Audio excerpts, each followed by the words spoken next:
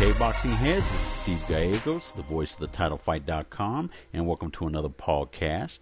In this session, we're going to break down the two huge main events this weekend from Las Vegas, and we're going to start with the matchup between Canelo Alvarez and Lopez. Now, Alvarez is a strong 154-pound fighter with heavy hands, and he loves to stand toe-to-toe and mix it up with his opponents.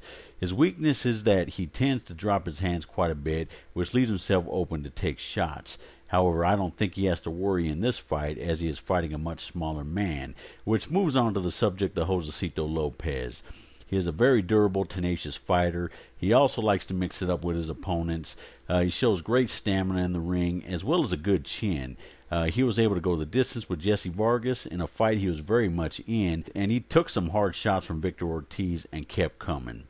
He has good power, as he has 18 knockouts and 30 wins. The downside for him in this fight is that he's jumping basically two weight classes to take this fight, which I feel is too early for him to do in his career. He and his trainer said after the Ortiz fight that they weren't even ready to fight at welterweight. You can't knock him for taking this fight. It is the biggest fight of his career on a huge stage, so kudos for taking this fight. I feel the weight is going to be too much for Lopez, and I see Alvarez scoring a late stoppage in what should be an exciting fight. Now let's move to the other main event between Julio Cesar Chavez Jr. taking on Sergio Martinez. Chavez Jr. is the son of a legend. His father, Julio Sr., had a marvelous career in the 80s and 90s. However, they are two totally different fighters. Chavez Jr. is tall and lengthy, and he has very good boxing skills, which was something that his father didn't have. He has excellent power and puts combinations to the body and head very well. Conditioning has been a factor in the past, and if you have been watching 24/7, it appears it may be an issue again, as he chooses to take days off from training, which is something you don't want to do when preparing to face Sergio Martinez.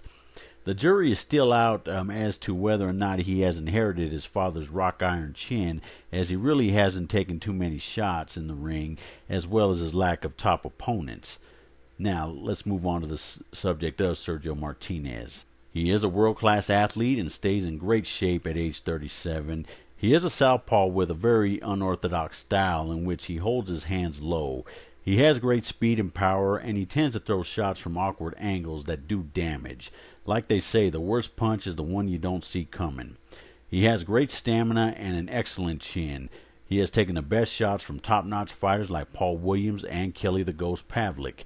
He is great at filling out his opponents, and he gets better as the fight goes on.